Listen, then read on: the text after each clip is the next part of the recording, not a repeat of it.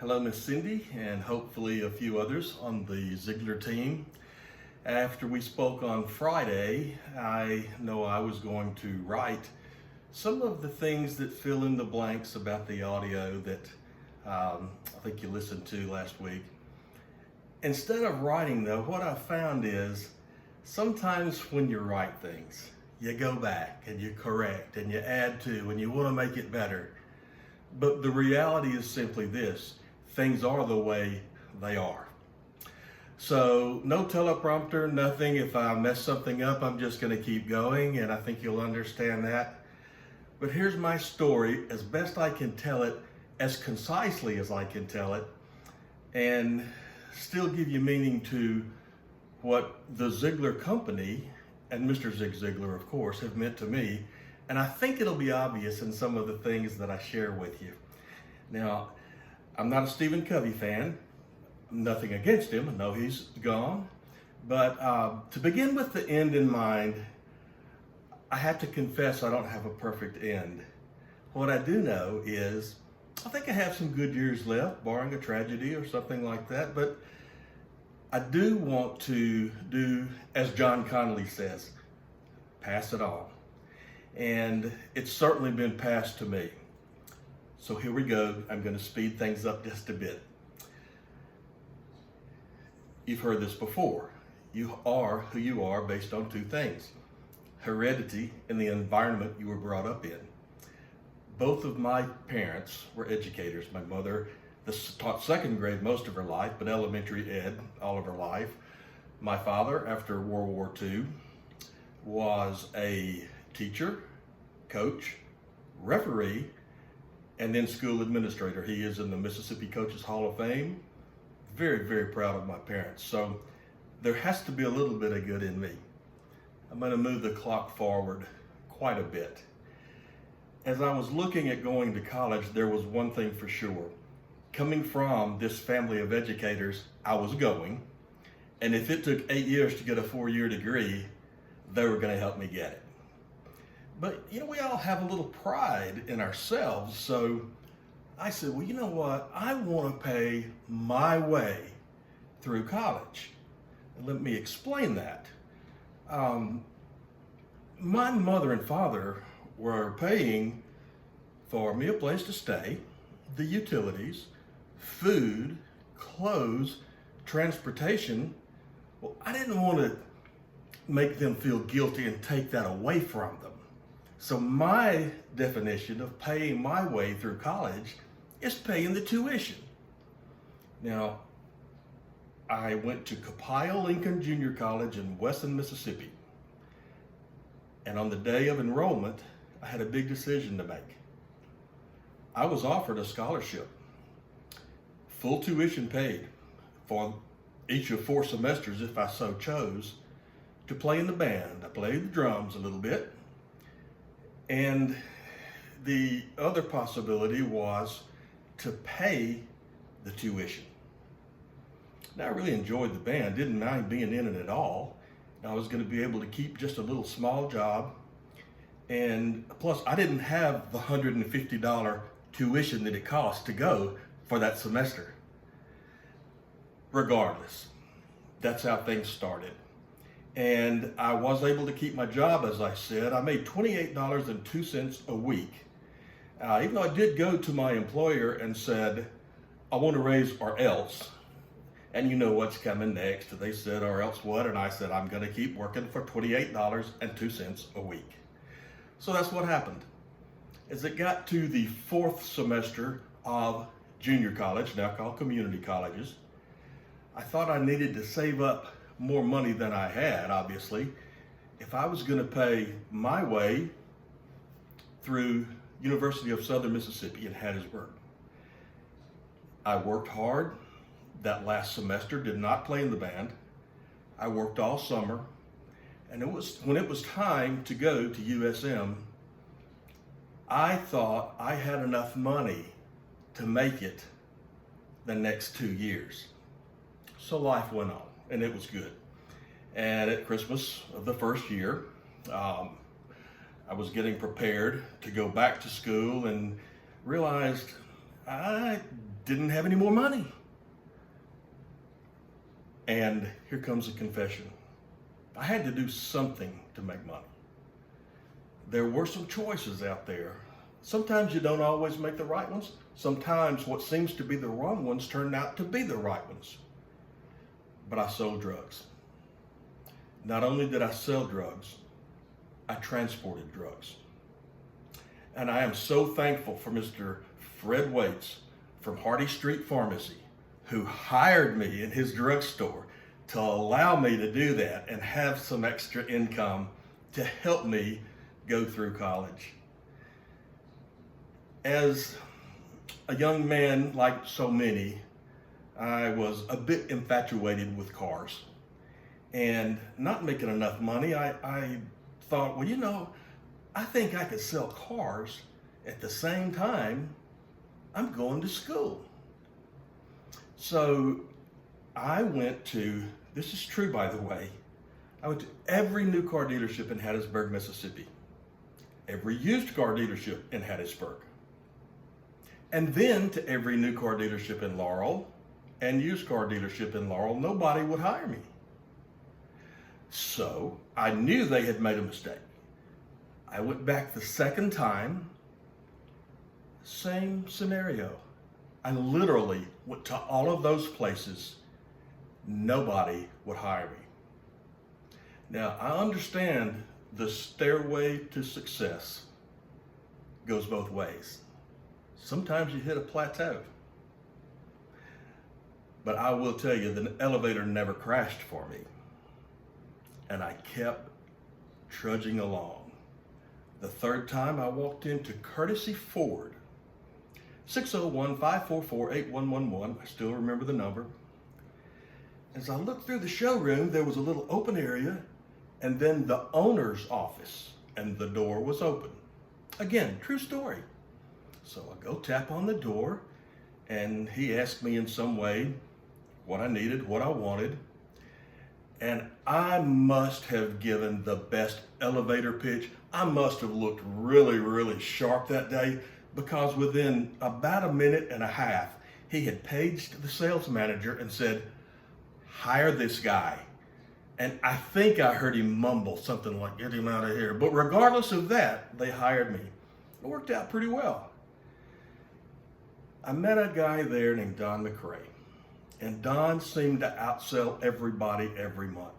And he did weird things, like he'd have these stacks of cards and letters that he'd mail out. And for Mother's Day one year, he had plats of flowers for mothers to come get, or sons, daughters, husbands to get for their mothers. And I thought, man, this guy is a wacko or something. I don't know. But I had the courage to sit down with him one day and say, Don, what is your secret to success? To which he replied, I've never shared it with anybody, but I will you. But there's a cost. I said, a cost? He said, yes, $170.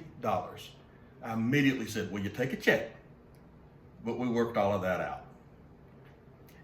Here's what he had me do.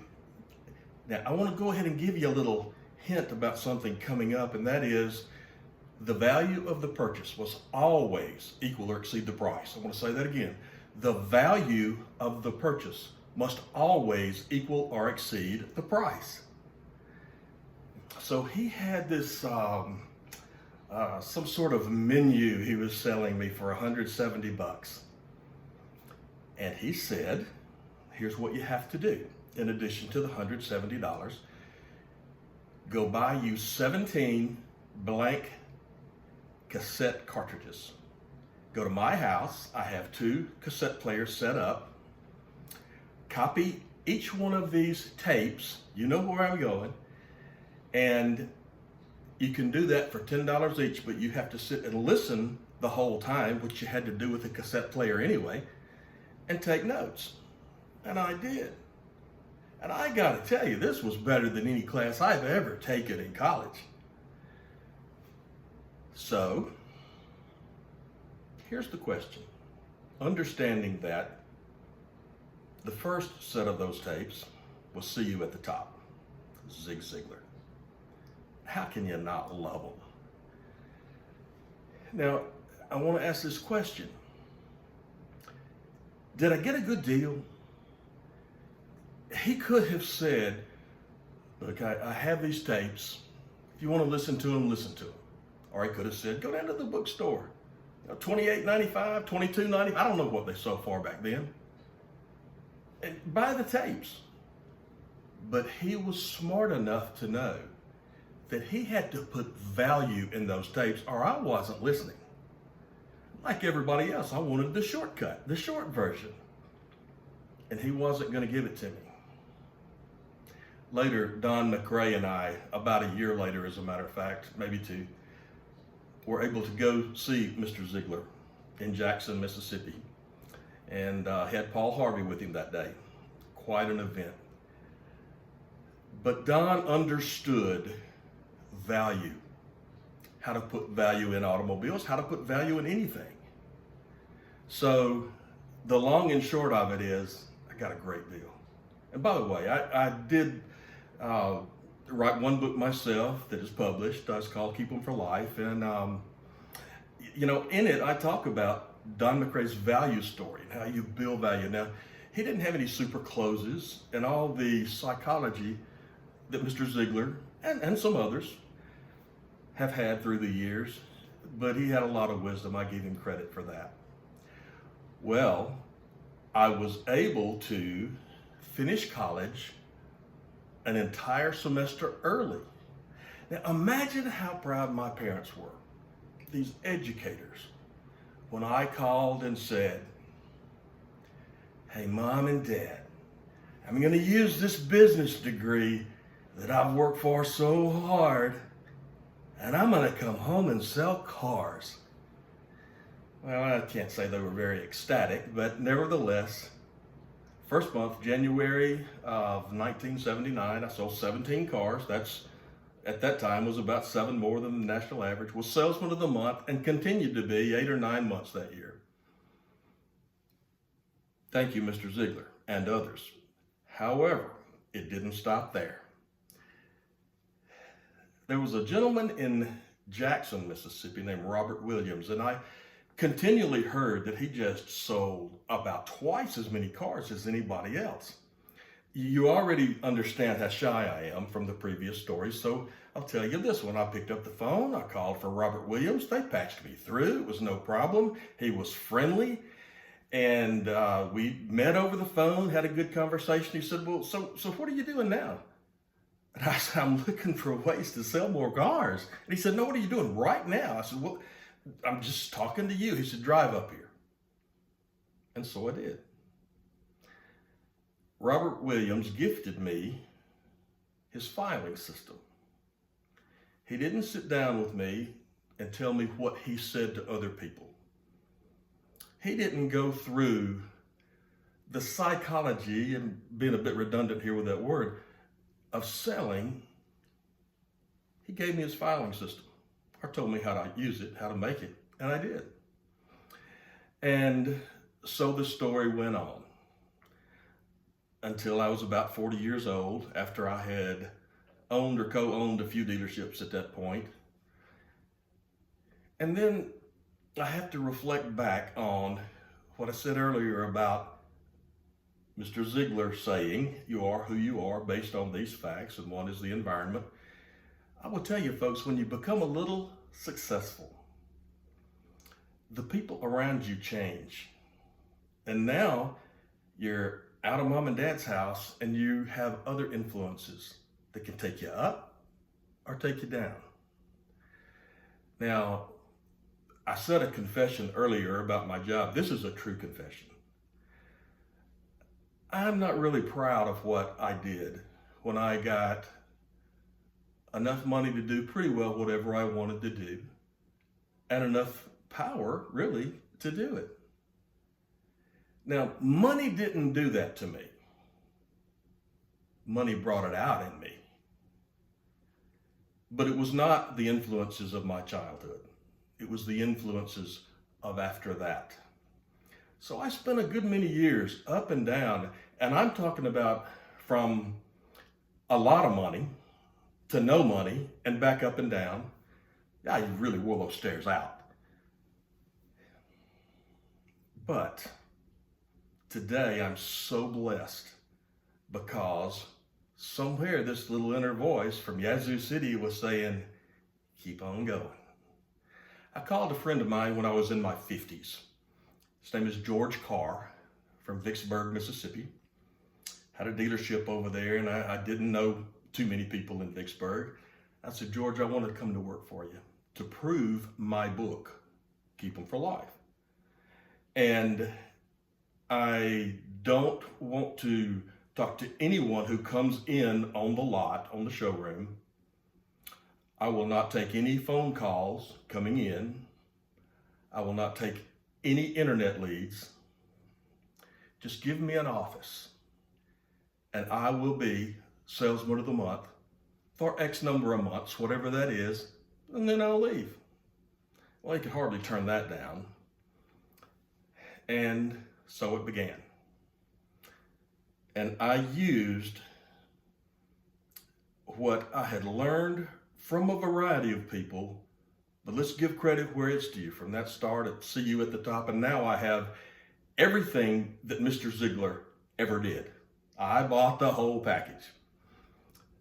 Sidebar, I had the pleasure of spending a little one-on-one time with Mr. Ziglar in Dallas one year, and I explained to him how I got those tapes, and he smiled, and you could tell he was so happy about it. And it reminds me, of course, of the story where somebody had bought some of these tapes at a garage sale, and they were smart enough to listen to them and to use them. Now, Mr. Ziglar obviously had a huge business, has a huge business that's been passed down. But as he always said, money's just not really that important. But it is right up there with oxygen. And if you're going to help enough people do the things they want to do, it takes money. So going back to the George Carr story, I did just what I said. I was salesman of the month, I think 8 months. I don't know how many it was, but and then I left. Now, when I left, the other salespeople had seen me working, but they had not seen my systems and processes. They really didn't know what I did. So when I left, guess how many phone calls I had and how many people wanted to implement the things that they had already seen so successfully done? Zero. Nobody. And that's fine. It's just the difference in whether or not you want it. Now, here's an inspirational thought when you keep on keeping on, when you get down those stairs a little bit and trek back up them. You know, you have to have an open mind. There are 8 prospects in the automobile business. That's it. They're the same they always have been, and the same they will be in the future. Changed around a little bit with the internet and some things, but basically the same. 8 prospects. Now, I walked into George Carr with only an office. The first 7 prospects are gone. I don't have access to them, but I do have access to number 8.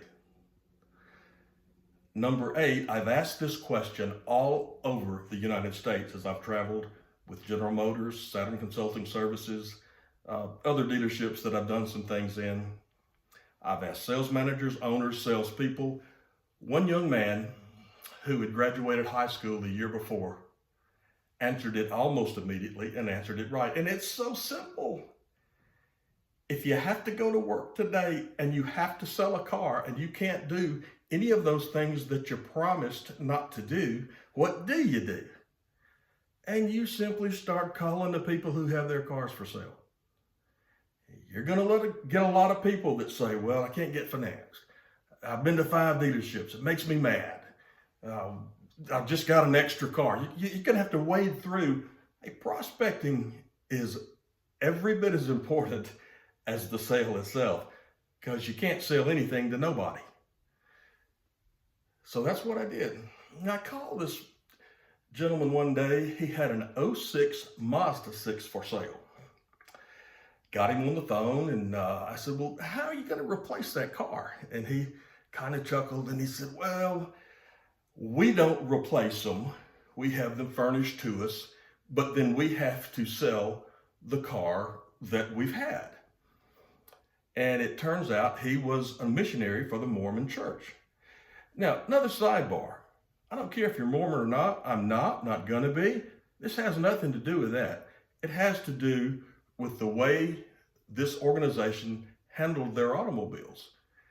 The older missionaries sold the cars that they had been using, and then they were furnished cars by the fleet managers from Salt Lake City. There were 4 or 5 of them at that time. So we had a good conversation, hung up, and about a week later, I came across the same ad.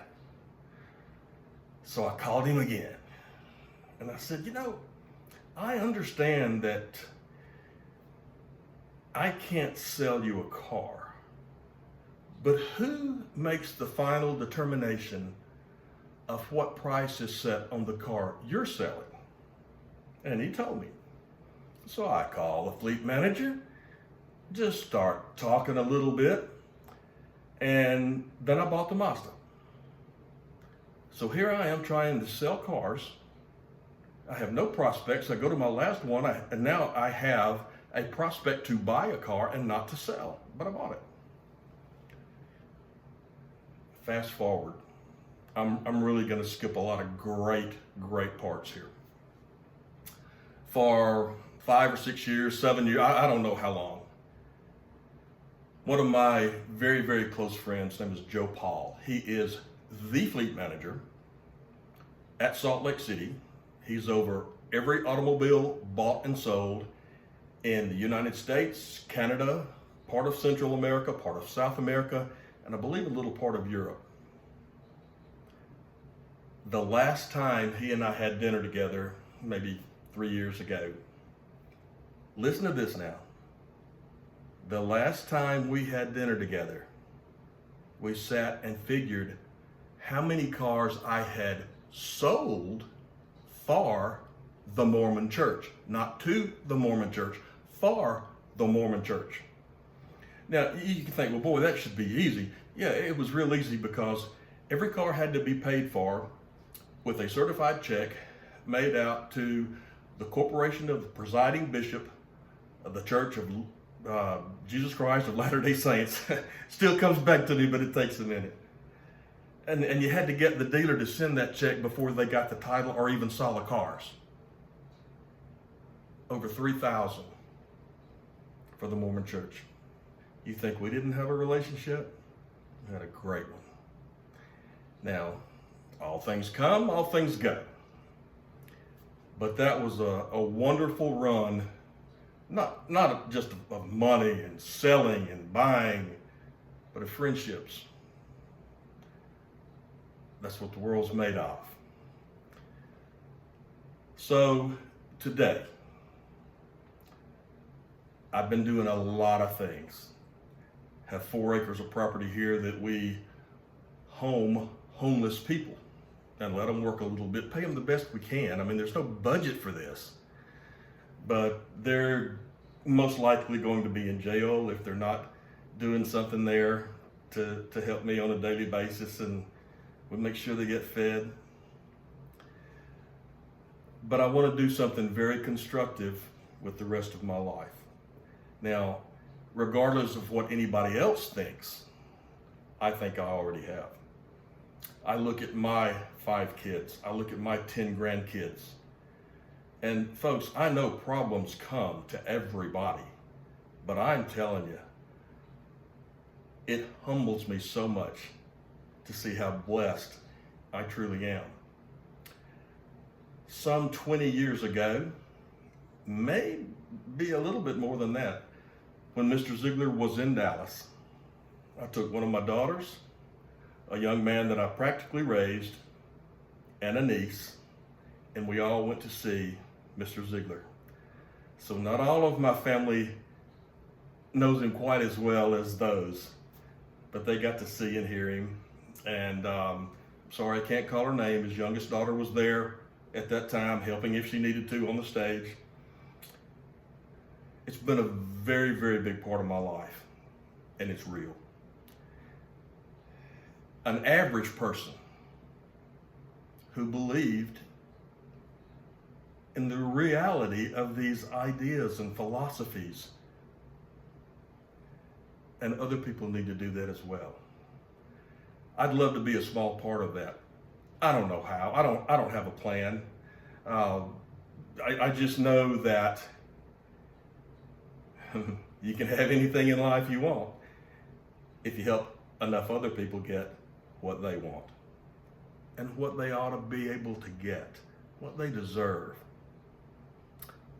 I'm going to bring this to a close because I could talk on and on and on. And I am sure I've left some things out that probably to me are important and they might not be to you. But there's so many stories. This is truly, truly off the cuff. This isn't written down anywhere. There's no teleprompter in the background. It's just me here, and I'm not a very good videographer. But you get the message. You see, I think, what I believe in, what I hope to stand for. And I want to thank you guys for taking a little time to look at this. And if I can help in any way, I'm very easy to get in touch with. God bless. I'm Ricky Salyer. Talk to you later.